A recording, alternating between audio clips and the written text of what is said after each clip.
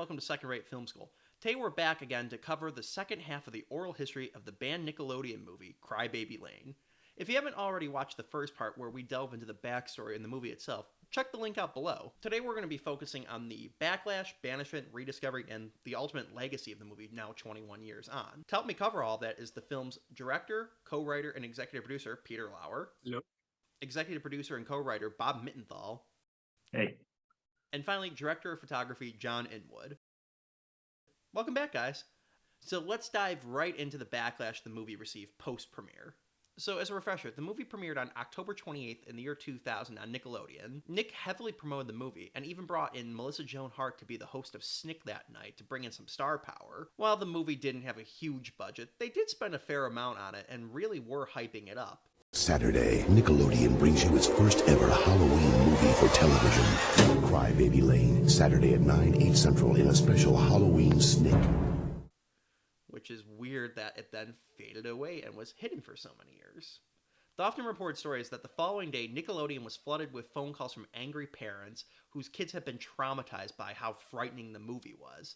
Despite the fact that this claim is the backbone of literally the entire legend, I can't actually find any concrete evidence that this is true. This isn't like the infamous Ghost Watch incident in the UK back in 1992 where there were dozens of newspaper articles and shows talking about it in the following months. I can't find anything. So take that with a grain of salt. Now, is the movie truly too scary for kids? Did the guys go way too far here? It's kind of hard to say, and post-rediscovery, a lot of people are becoming unsure about that. You know, on Reddit, they talked about the movie after it was finally found and reshown, and people were like, "Well, that was like, what we're making such a big deal about? It's just like an episode of like, Are You Afraid of the Dark?" And it's like, no, it's not. It's like there's like so much more like richness, and depth, and like, I couldn't believe like what we achieved with these characters. I mean, it's not a flawless movie to be sure, and not all the performances are what we would have wanted them to be, but it's not like Are You Afraid of the Dark? Goosebumps or something like that. Now, I will say, whenever I show this to people for the first time, I do always preface it by saying, you as an adult will not be scared by this, but remember, this was aimed at children, and when you look at it from that lens, the movie is pretty damn scary. Now, was it too scary to ever be aired on Nickelodeon in the first place? That's where things get dicey. Yes, if you just compare this in a vacuum to things like Rugrats, Hey Arnold, Doug, Ren and Stimpy, yeah, this is a lot scarier than the typical fares, including their Halloween specials, which did allow them to become a little bit more scary at times. That being said, there were several contemporaries that Nickelodeon did show prior and post Crybaby Lane that have similar, if not even more disturbing elements in them. First off, re-airing right after Crybaby Lane premiered was the 3-part Are You Afraid of the Dark movie titled The Tale of the Silver Sight.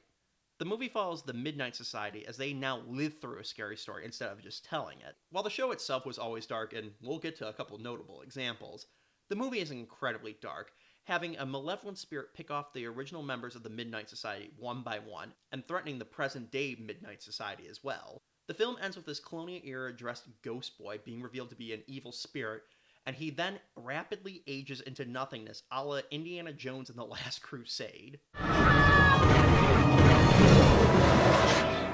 Also airing the same year was the 3-part series finale to Kenan and Kel titled Two Heads Are Better Than None. Love that movie.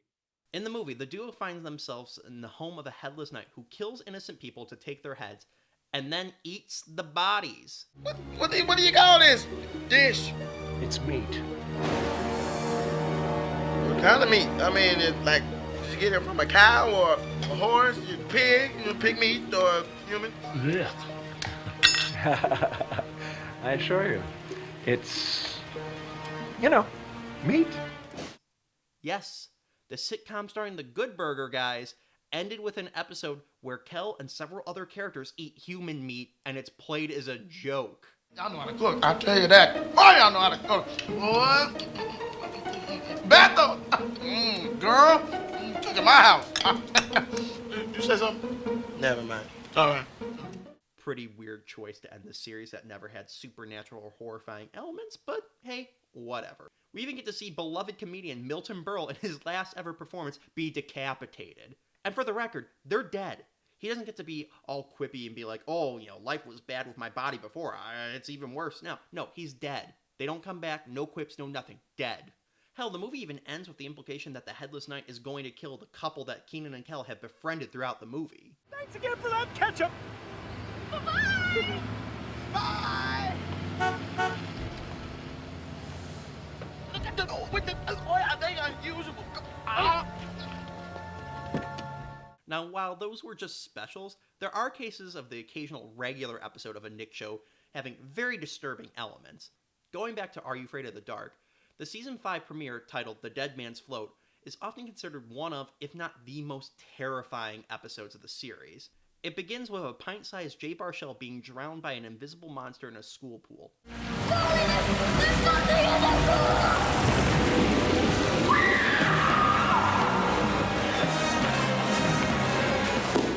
Not implied, not almost drowned but was saved at the last minute. He is dead. This show had the cojones to drown a child. If that's not bad enough, the heroes of the episode find a way to make the monster visible, and look at this thing. It looks like it could be right at home on the set of Return of the Living Dead. This was aimed at children. I didn't know about that one.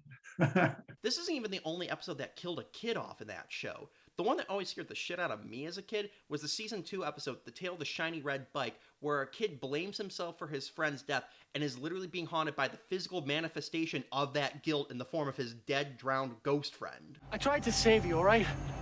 I tried. I did whatever I could. If that wasn't good enough, do whatever you want to me. I'm not here to hurt you, Mike. You're my best friend. You try to save my life. I will say, though, these examples are severely limited by their effects, and that becomes important in a moment.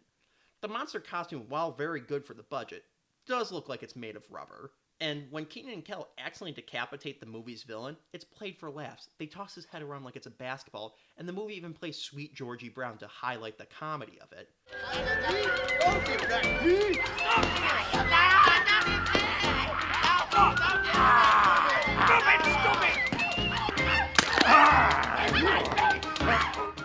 When they do drop his head, you can either tell that it's the actor with his head sticking off a false floor, or you could just tell that it's a dummy that they're dubbing audio over. Now, yeah, will a little kid necessarily pick up on production flaws like that the way an adult would?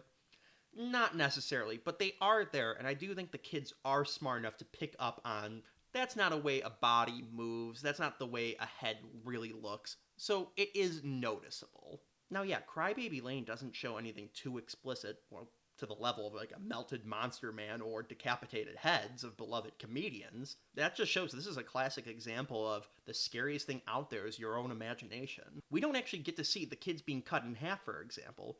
All we see is a rusty saw on the ground, Frank Langella describing it, and a sound effect, and our minds filled in the rest of it. And given how vivid kids' imaginations can be, we quickly surpass rubber suits and fake floors to a hard R horror movie. And the imagination aspect is quite powerful because I was too scared to watch this movie. I remember, and I cannot find it for the life of me, a trailer that basically was just a creepy voice saying, "In every graveyard, every body has a little bit of life left in it. What if one evil body used all that life to come back to life?" And 6-year-old me was like, nope, I'm out. I can't handle this. I cannot really imagine what this movie would have done to me as a kid. So yeah, with all of that context, that this was meant for grade schoolers who had been just watching the Rugrats Halloween episodes prior to this, yeah, this was downright terrifying. Now again, this is just my speculation, knowing the outcome of the movies being banned, without being able to see any of the actual complaints that flooded in, supposedly. So, while it's sexy to say it was banned, it could also, like we mentioned in part 1, be just a casualty of the rebranding that the network was going through at the time, and nothing else. It was, the truth is, I believe that it was both.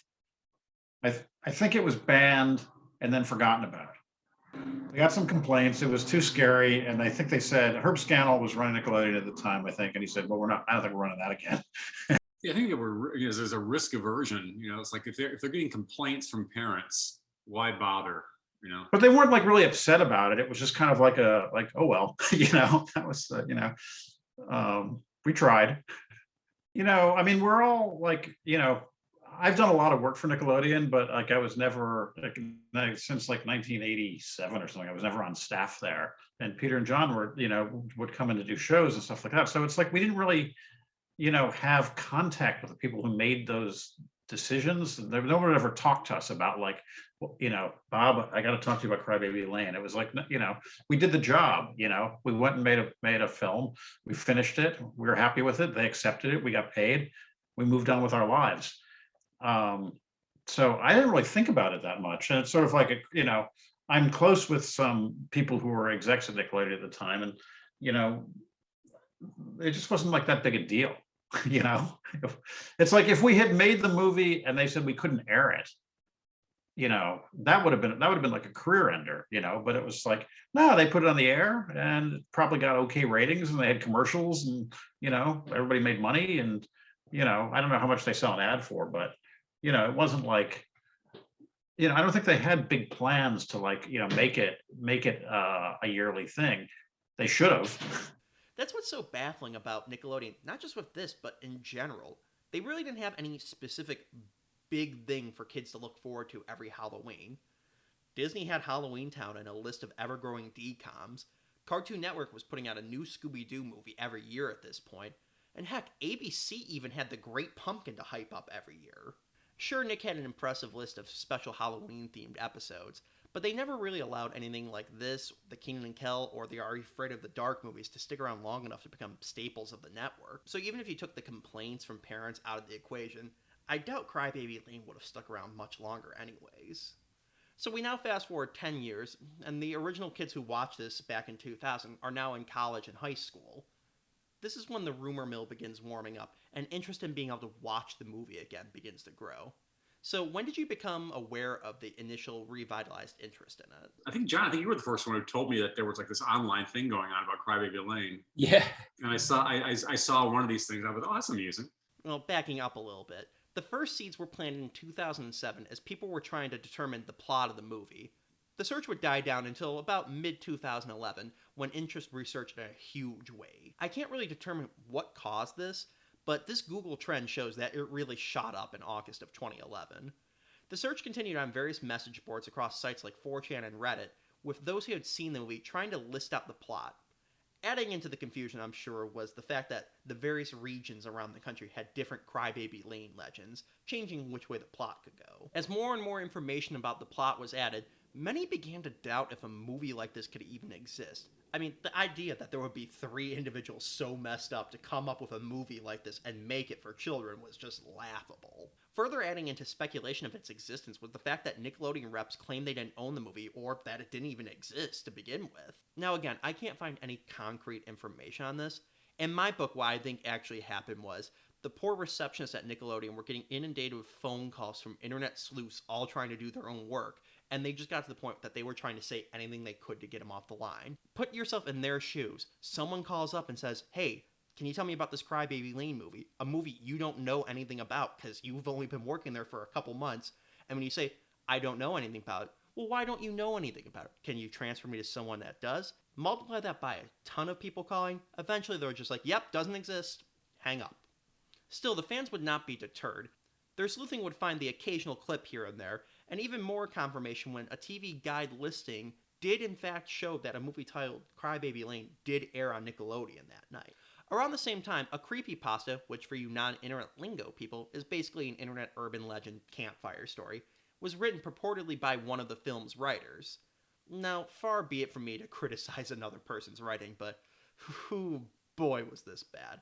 It's filled with all the tropes you would see in the typical bad creepypasta. I will give it credit for using what information about the movie was out there to make it seem a little bit more believable, and it was partially responsible for bringing a ton more attention to the search for the movie. You know, as bad as it is, and I probably should just move on since there's no merit to talking about it anymore, since I do have the 3 of you here, and it does talk about the making of it, I can't resist to ask you how close it actually was to the production. So right off the bat, Peter's a cannibalistic serial killer. Is that true? Checks out. So the story begins ominously. If you want to see the original Crybaby Lane, you never will. You won't ever be seeing what was originally shown on TV. and you sure as fuck won't be seeing the original Lauer made. I'm pretty sure the director, Peter Lauer, has the original copy, and it's probably on his mantle next to his snuff films, that creepy-ass fuck. Not next to it, it's one of those snuff films. So the story continues on with Peter constantly firing writers and having bizarre brainstorming sessions where he'd pitch horrific and incredibly cringeworthy story elements that were clearly put in there by an edgy writer. He describes the brainstorming sessions like this. When you were hunched over a piece of paper during those endless brainstorming sessions, you'd look up, you'd catch him just staring at you, smiling. So Bob, was that at all what the writing sessions were like? No, that never happened. Peter was just visually staring like at a screen and just like writing. And like, I'm like, just wondering like, I don't even know what we're doing. What are we talking about? it's like, and you were like, and Peter's like, Bob, this is great. Like, it was all like. The story then continues getting worse, figuratively or literally, you decide, with basically Peter just constantly pitching weird and horrific story elements that we are then supposed to believe that Nickelodeon recycled into other Nickelodeon shows, like the kids drown a squirrel at one point. That's where Sandy from SpongeBob comes from, and stuff like that. The story reaches a climax with Peter showing images of dead children that he is implied to have actually killed himself, saying, this is the muse, this is what they should try be putting on the screen. The movie comes out, images of dead kids were spliced in throughout, and that's actually what traumatized the children. The story's writer then kills himself, and I guess this alt-world Peter goes around Hollywood still scaring Jim Gaffigan, I guess. So yeah, Peter, is any of this true? Do I need to go through the movie frame by frame now? Had we had creepy snuff film images to insert into the film, we would have, because literally every camera setup that we shot, this film made it from the opening credits to the opening titles to the closing credits by the skin of its teeth. We had no money. And literally everything that we shot is in the movie. Everything, every single setup. Even stuff that we didn't shoot, like to the extent that with the AC, John, if your AC was doing a camera, like a focus test, and they pulled the card out of the foreground and a bird flew by, that bird is in the movie. Like we barely had what it took to complete the film. So, I mean, if sneaking in snuff images, yes, I would gladly have done it. It would have been a better movie. So yeah, this is a pretty poorly written story, even by 2011 standards. No. It was very cleverly written to sound bad because Bob wrote it. Despite all this, it did become quite popular and was covered by numerous YouTubers on their channels where they read creepypastas, again, bringing tons of new attention to the movie. In fact, the story actually has become so popular that it's featured in numerous other Nickelodeon creepypastas, kind of creating a shared universe with Crybaby Lane as the touchstone in the middle of all of it. As 2011 continued, the search would intensify, finally leading to a VHS rip of the movie being found. Soon after it was uploaded, it was quickly taken down by Viacom, proving they actually did claim ownership of it after all. But by then, it was far too late, with other uploads popping up all across the internet. Like it or not, Crybaby Lane had escaped the Nickelodeon vault. As the internet rejoiced, Nickelodeon decided to capitalize on the hype surrounding the movie and chose to re-air the movie for the first time ever, Halloween night on TeenNick, as part of their The 90s Are All That block. Now fully embracing the legend that they inadvertently helped create and to begin with, the marketing hyped up its banishment from the airwaves and its lost status.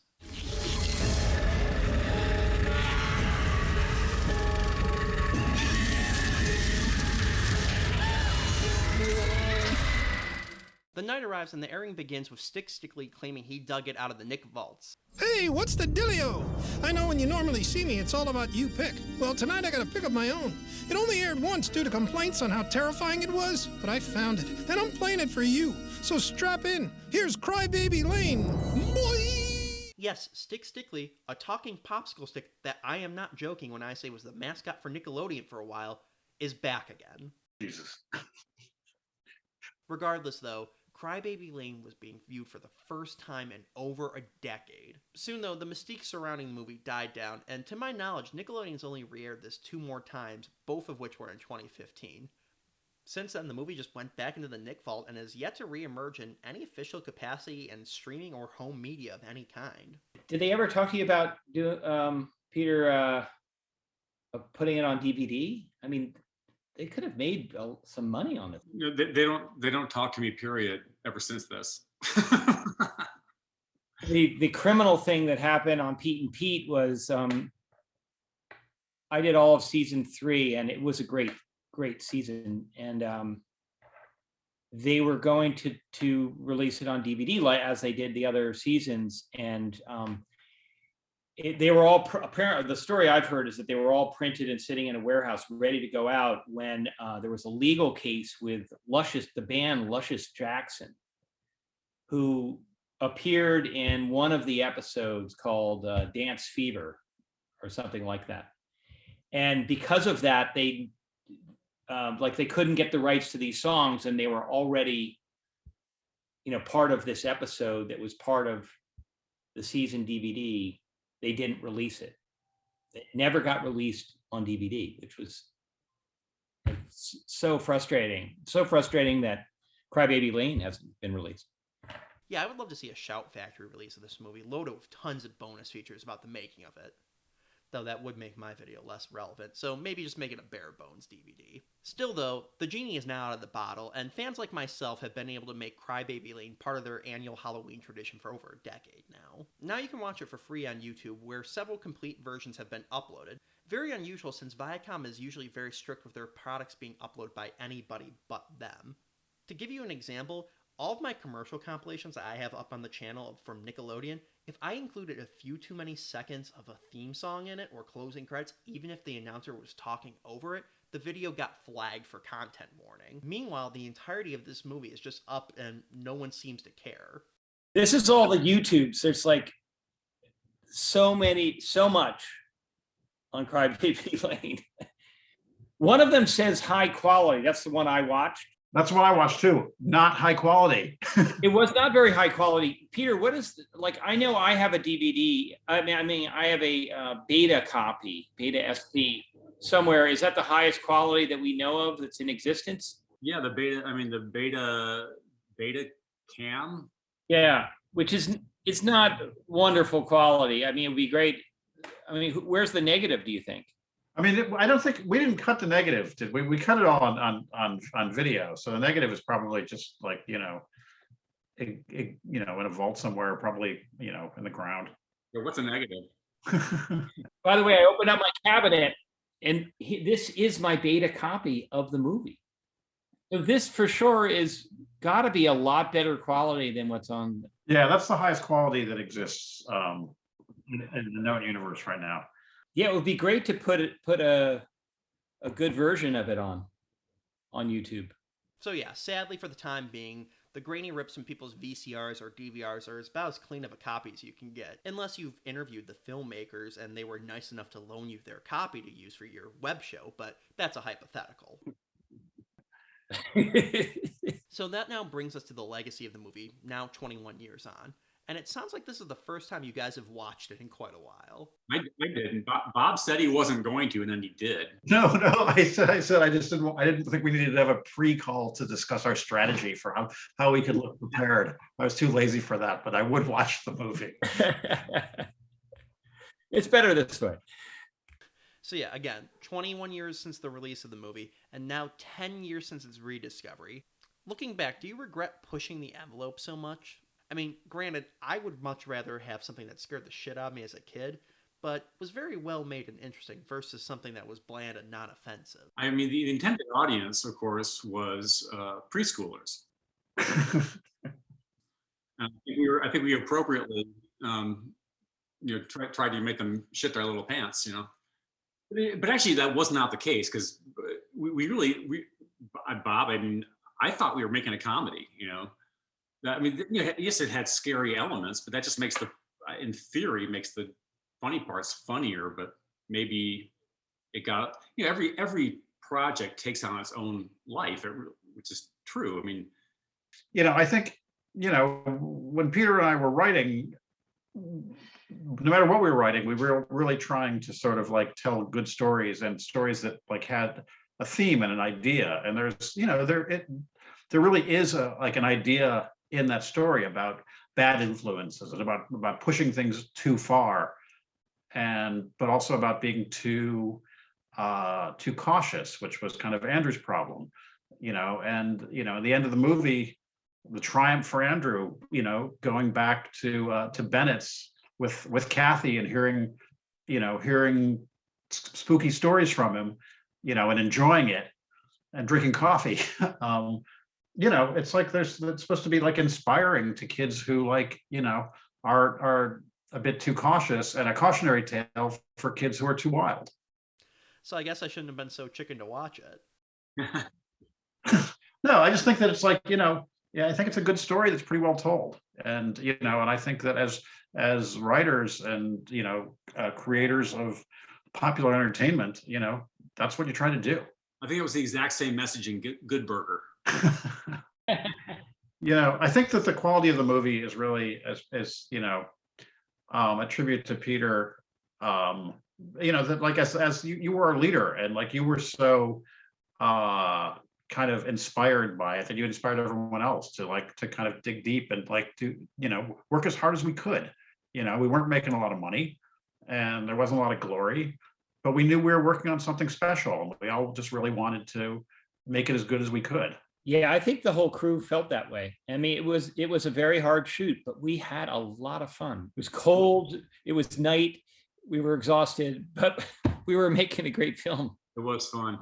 Well, it was the height of our career, and it's been downhill ever since. Well, I think the fans' reaction to it speaks to the quality of the film overall. So have you guys been surprised about the resurgence and the love for it all these years later? Yeah, well, which is great. I did on the Jim Gaffigan show, Elena. I had done. I guess I did the first season. I came back to do the second season of that show, and somebody said to me, there's a production coordinator who she really wants to meet you because she's a huge fan of Crybaby Lane. I'm like, what? She's like, she wants to say hi to you because of Crybaby Lane, but she's too nervous to. So whenever you come through the office, she hides. She'd probably heard the cannibal story, thought it was true. Well, that could be that. Maybe that's what it is. Yeah, maybe it could have been perfectly reasonable for her to, might have eaten, could have eaten her. But so ultimately, what happened? I never met her. But I went by I went by her desk one day, and there was a poster that she had created of Crybaby Lane for me to autograph. It was this weird kind of like a super fan thing.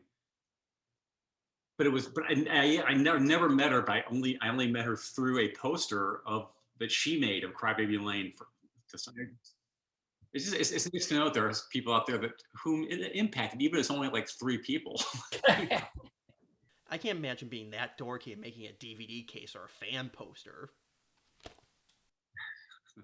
As we begin to wrap up, taking away all the urban legends and lost media and all that stuff that surrounded the movie, what do you think its legacy should be? Well, personally, I would like to I would like to make the movie of the making of the movie, and of the dark undercurrent. I mean, I like that would feed into the myths that have grown up around it. That there was more truth to that than is known.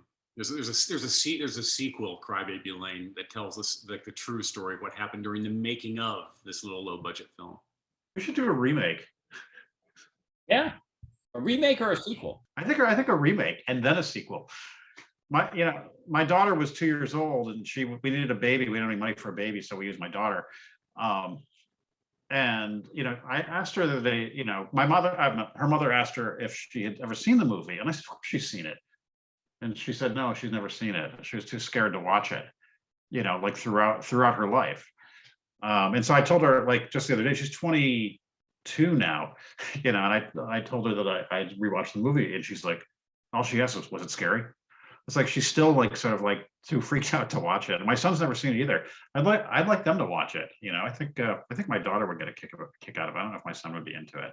I'm really glad that I could be a part of this thing. It's it's a long time ago, but it was a special memory, and we it was like going to war. And these guys are like my they're like my war buddies. Yeah, absolutely. It was a blast and an adventure, and I'm done on a wing and a prayer.